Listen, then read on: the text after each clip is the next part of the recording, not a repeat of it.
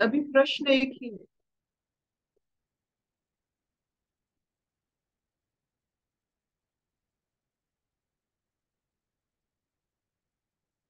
संसार में आनंद हम ढूंढने की जो प्रयत्न करते हैं, और सारा जीवन आनंद ढूंढने का जो बहाना भी करते हैं, घर में रहकर, घर से बाहर रहकर,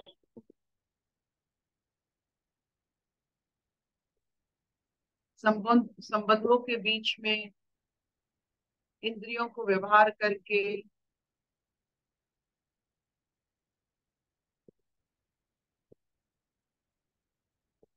ये आनंद ढूंढने की जो प्रयत्न, वो गलत हो जाता है। क्योंकि बाहर संसार, इसमें आनंद का जो स्रोत है, जो फगवारा है, वो संसार में नहीं उग सकता। सिर्फ चेतना पूर्ण अवस्था में आनंद का उत्पत्ति होता है। ये सिर्फ चेतना जो कॉन्शियसनेस और उसका भारी भाव, ईश्वर की जो प्रतिनिधि है मनुष्य, उन्हीं के पास होगा।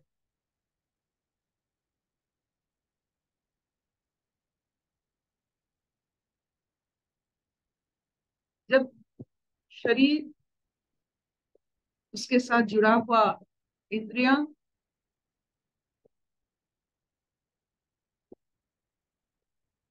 वो सुस्त हो जाते हैं, आत्मभाव प्रकाशित होता है, तो आनंद का प्रवाह ही होता है।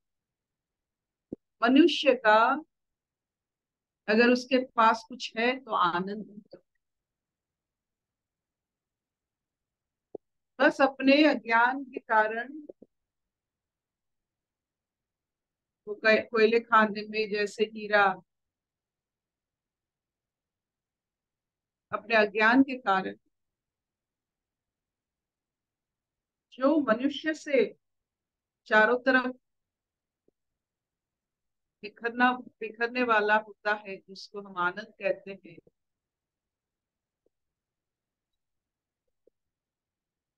तो बंद होकर रह जाता है। आप सोचिए, हर एक मनुष्य आनंद का एक स्रोत अगर होता, तो संसार की कल्पना कौन करे।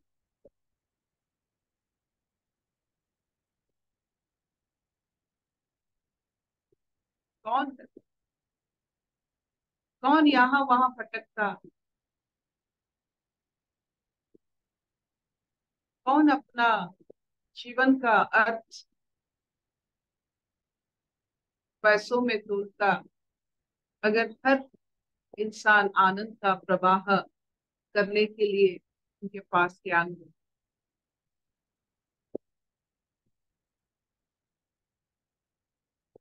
कभी आनंद का जो स्रोत परमात्मा से जीवात्मा तक चलता रहता है अविरल, हम सिर्फ एक शरीर का डैम बना देते हैं, उसे रोक देते हैं।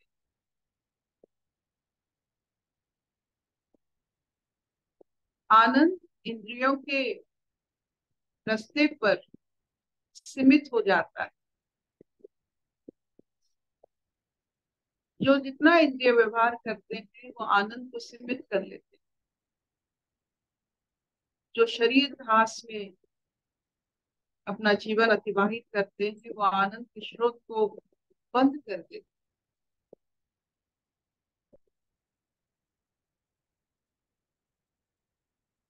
तो इसी के साथ आगे बढ़ते हैं वैशाली जी।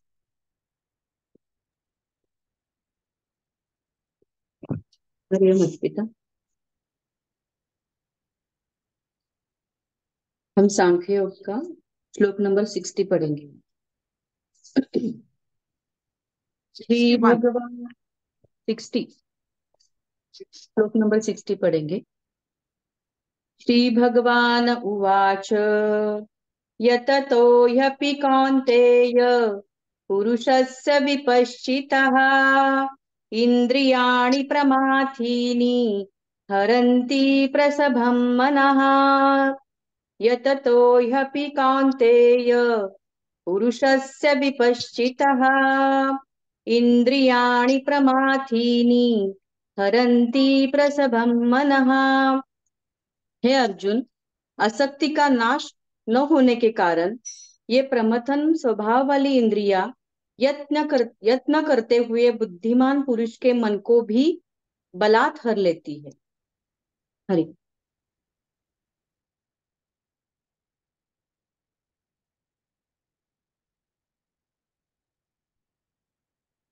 ये इंद्रियों के बारे में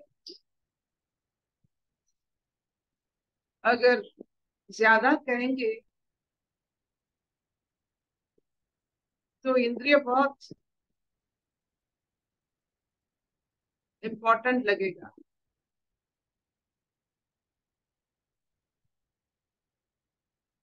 इंद्रिय जरूरी है। हमारे बहिर्मुखता में इंद्रिय का बहुत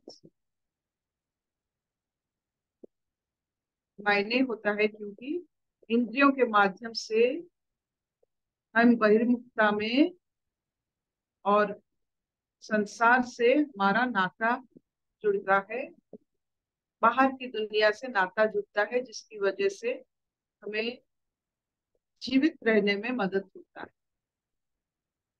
हमें पता चलता है शत्रु और मित्र के बारे में, हमें पता चलता है जीवन की हमारी जो कौन किस वक्त कैसे करने से जीवन हम उसे अपने हम उसे जीवन को हम प्रभावित कर सकते हैं। इस इंद्रियों के साथ हम रहते हुए ये सब हमें सुविधा होता है। We need senses. 5 इंद्रियों, 5 घोड़े जैसे, 5 घोड़े को काबू करके एक दिशा में लेना एक साथ, ये बहुत कठिन कर्म। और इन एक एक घोड़ों का आदत है, आप जितना उनको मनाओगे उतना वो मानेंगे नहीं। उनका स्वभाव ऐसा है कि वो मानेंगे नहीं। ये स्वभाव है, इंद्रिय कभी मानते नहीं।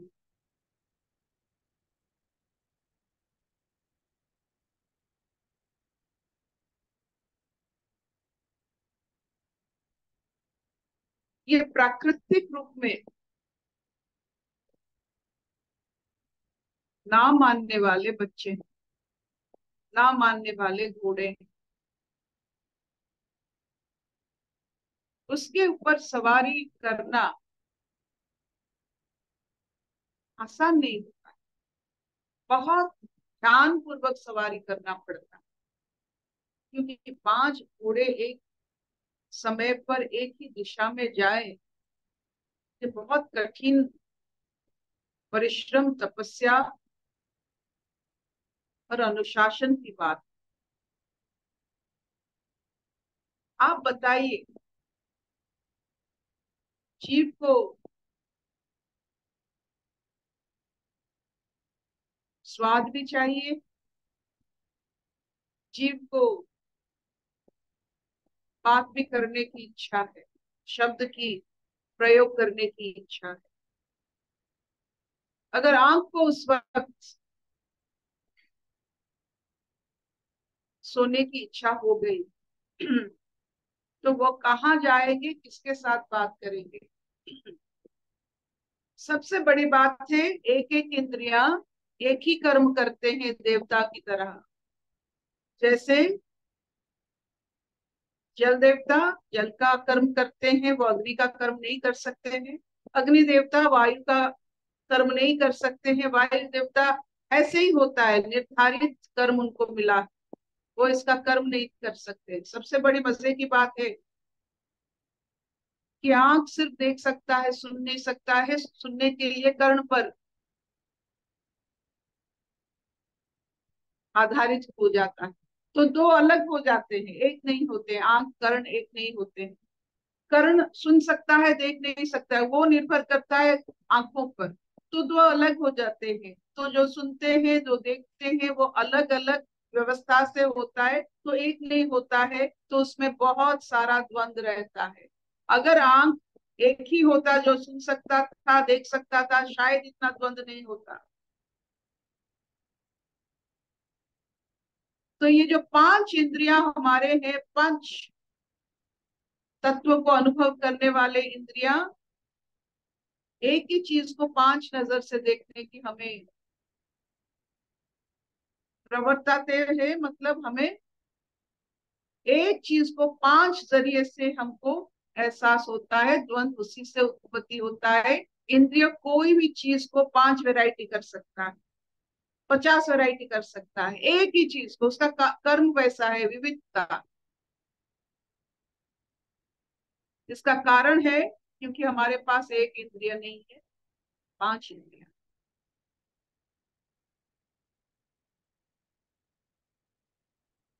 तो आज की जो बात है, इट इज वेरी रिस्की कि अपना जीवन इंद्रिय के ऊपर छोड़ दे। जो अपना जीवन इंद्रियों के अनुसार छोड़ देते हैं, ना वो प्रकृति को समझते हैं, ना विकृति को, ना संस्कृति को। खाना एक प्रकृति है,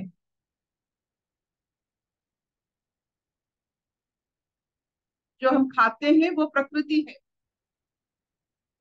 जब बिना कारण खाते हैं वो विकृति है।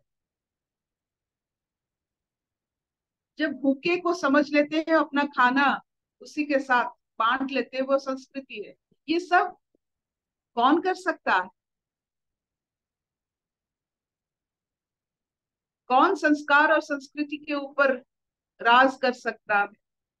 वही सिर्फ जो इंद्रियों के ऊपर, इंद्रियों के साथ रहकर भी इंद्रियों को दिशा दिखा सकता है। इंद्रिया दिखाने वाले दिशाओं पर अपना जीवन निछावर नहीं करता है, वही सिर्फ संस्कारी होता है, जो इंद्रियों पर, इंद्रियों को दिशा दिखाता। तो कौन है वो जो इंद्रियों को दिशा दिखा सकता है? कौन है? वायु हलचल मचा सकता है, लेकिन कौन है जिसकी वजह से वो हलचल मचा सकता है? सब में एक वजह होता है।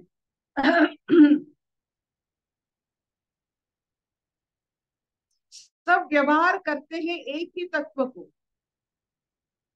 चाहे वो इंद्रिय हो, पंचभूत हो, सब तत्वों को व्यवहार करते हैं। अग्नि जलाने के लिए कुछ तत्व चाहिए होता है, कौन है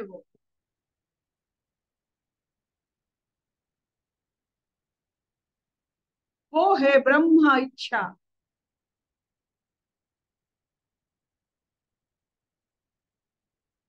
ये संसार ब्रह्म की इच्छा से चलता है। तो चाहे अग्नि अपना कर्म के लिए निपुण है, बिना ब्रह्म इच्छा अग्नि ना प्रज्वलित हो सकता है, ना कुछ जला सकता है। सब तत्व में ब्रह्म इच्छा की भाग है। तो हमारे जो इंद्रियों की चलाने के लिए अगर उसको हम ब्रह्म इच्छा के साथ थोड़ा ट्यूनिंग कर दे, तो बहुत सहजता से हम इन 5 घोड़ों के ऊपर कुछ क्षण तक बैठ सकते हैं। आप देखो, 5 घोड़े आप बैठे हो उसके ऊपर और 5 दिशा में चले, तो आप कहाँ रह जाओगे? वहीं के वहीं रह जाओ।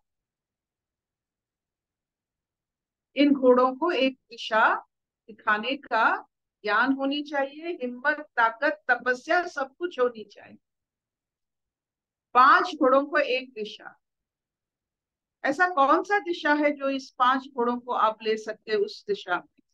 का जितने सारे 5 इंद्रिय जितने हैं आपके, इन 5 इंद्रियों को कौन सी दिशा में ले सकते हैं? इसीलिए हमारा षोडश उपचार विधि का जो पूजन हुआ है, पूजा का जो सामग्री है, वो 5 इंद्रियों को एक साथ रखने की सामग्री। तो हमारा जब गृहस्थ होता है, वो इन 5 इंद्रियों को व्यवस्थित करने के लिए गृहस्थ आश्रम का इतना मायने होता है, क्योंकि उसमें इन 5 इंद्रियों एक लक्ष्य पर चलते हैं, नर से नारायण लक्ष्य पर। इसीलिए नारायण की उपासना हर गृहस्थ में होता है।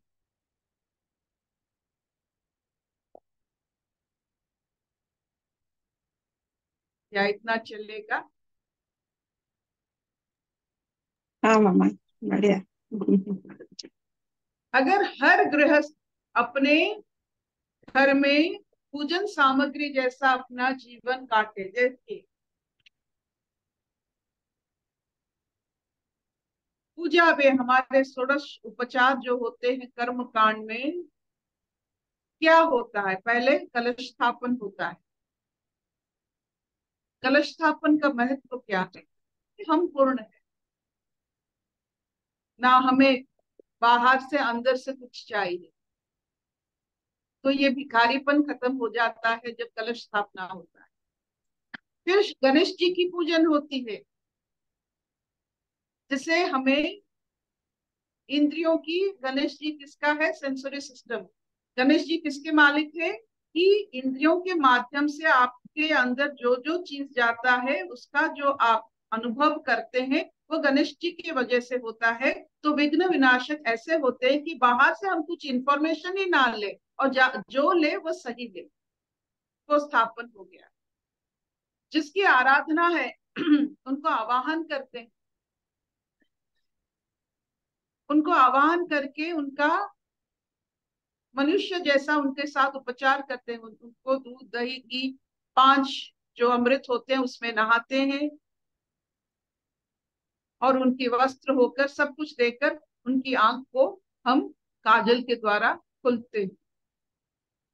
फिर जो हमने बड़े प्यार से बनाया है भोग लगाते हैं। नहीं तो फल को बड़े, जो फल, फल मतलब जो कंप्लीट है, कटा हुआ फल नहीं, पूरा फल को हम भोग लगाते हैं।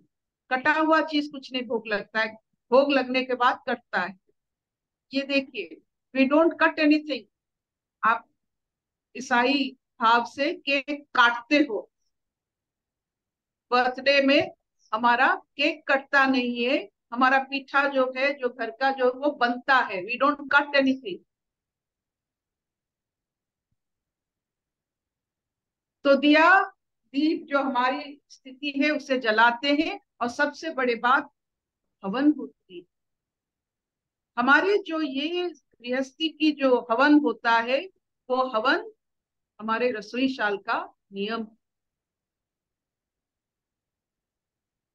जहां से ऊर्जा आती है। फिर भोजन होता है। यही नारायण व्रत है, नर से नारायण खुद बन जाते हैं इसको करते करते। सबके साथ मिल बांट कर अपना प्रसाद सेवन करते हैं, और रचयिता का गुण गाते हैं। रचना का नहीं, रचयिता का गुण गाते हैं। संसारी रचना का गुण गाते हैं, योगी रचयिता का गुण गाते हैं।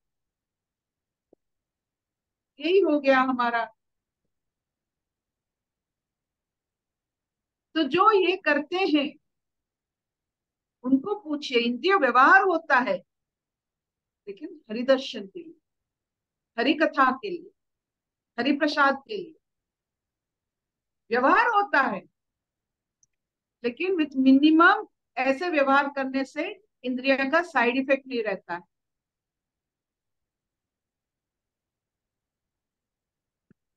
अशतो मान सत्कमय, तमसो मान ज्योतिर्गमय, अमृतम सुखिनः सर्वे सन्तु निरामया, सर्वे भद्राणि पश्यन्तु, मा कश्चित् दुःखभाग् भवेत्।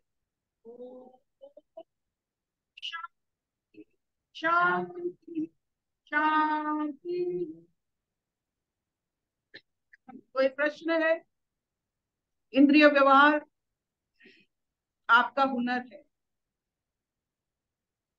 लेकिन एक चीज है, इंद्रिय अगर एक दिशा में चलते हैं तो आप बेफिक्र होकर उसमें राज कर सकते हो। अगर 5 दिशा में चले, आप वहीं के वहीं ठहर जाओगे, आपका गति सुस्त हो जाएगा, आपका जो इवोल्यूशन है वो धीरे बनेगा बनेगा, लेकिन धीरे हो जाएगा, क्योंकि 5 दिशाओं पर जो जाते हैं, एक जन 5 दिशाओं पर नहीं जा सकते हैं, वही रहेगा।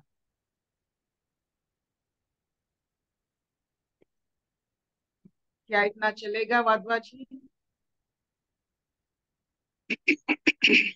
जरूर चलेगा। इंद्रिय चाहिए जीवन के लिए, लेकिन उसके दिशा में अगर चले, जो आप देखो 5 पंचभूत है, हम पंचभूतों की मिलन से बनाए हुए जीव है। अग्नि और जल एक साथ रहते हैं इस शरीर में। इंद्रिय भी इंद्रियों भी हमारे साथ है। ये हर एक इंद्रिय एक कर्म कर सकते हैं। जो कर्म कर सकता है, वो कैसे आपको आपकी जीवन की गति को निर्धारित कर सकता है? उसका ग्लोबल पिक्चर नहीं है आपके जीवन का। वो सिर्फ एक काम कर सकता है। कर्ण सिर्फ सुन सकता है। आप कितना सुनेंगे? और कर्ण सुन सकता है, देख नहीं सकता है। वो कैसे बताएगा? जो देखा है वो कैसे उसे सुन सकता है? वो तो अलग एक व्यक्ति है जो सुन सकता है, ये अलग व्यक्ति है जो देख सकता है। जो देख नहीं है, तो 2 चैनल के बीच में जो झगड़ा है वही चैनल होता है। 5 चैनल के बीच में जो झगड़ा, किसका टीआरपी? तो इसमें अगर हम माथा दे, इन इंद्रियों के इन चैनलों के पीछे हम पड़े, इसका अंत क्या होता है? आप मुझे बताइए। आप इतने सारे चैनल देखते हैं, कौन सा चैनल संपूर्ण पूरा बात बताता है? एक स्पोर्ट्स चैनल है, एक एंटरटेनमेंट चैनल है, एक नेचुरल चैनल है, एक हेल्थ चैनल है, कॉमेडी चैनल है। ये निपुण एक एक चीज में होते हैं। कौन सा चैनल है जो सब चीज में निपुण है? वो सिर्फ इंद्रियातीत अवस्था ही सबसे सबका सब सब सब चीजों में निपुण होता है। You are complete it is only your इंद्रियस दैट मेक यू इनकम्प्लीट। काटते हैं केक, इंद्रिया काटने वाले होते हैं। आप संपूर्ण हो। इंद्रियों के माध्यम से आपका क्षय होता है। आप अक्षय हो, इंद्रियों के माध्यम से क्षय होता है। फिर कैसा इंद्रिय? जो संपूर्ण नहीं है, सब कर्म नहीं कर सकता। अगर अग्नि जल का कर्म करता, अगर अग्नि वायु का कर्म करता तो कितना अच्छा होता, लेकिन ऐसा नहीं है। थैंक यू आई मामा, thank you my dear, thank you.